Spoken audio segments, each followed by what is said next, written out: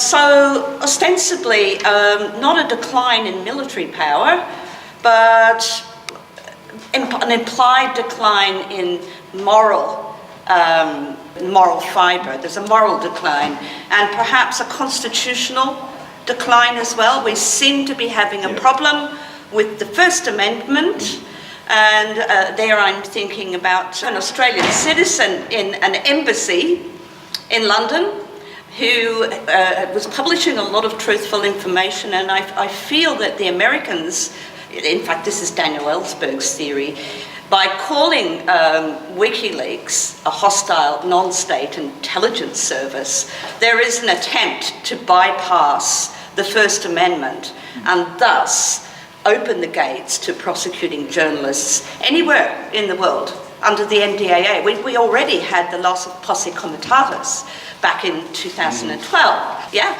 So are we getting this erosion, a legal and constitutional erosion, a crisis of truth as well, because there is too much privacy, too many firewalls?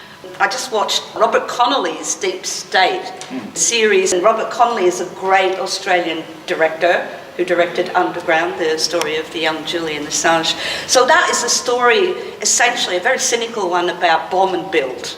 The whole idea of bombing countries and then selling them construction works to build up their country again. So they're on Iran for most of the series, and then they go, oh, we got a shortfall at the end because it didn't work.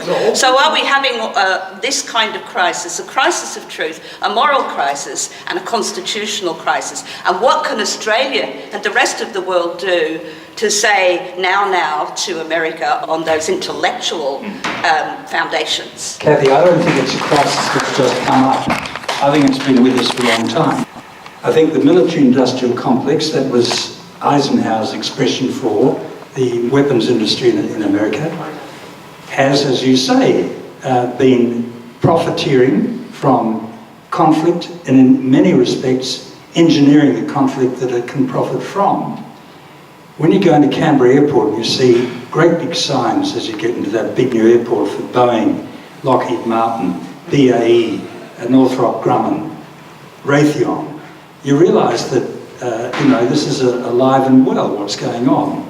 When you hear former Prime Minister Malcolm Turnbull talk about, we're going to establish a weapons industry in Australia, $10 billion industry, it's all part of the United States system, and you've got, these will be agents of the United States.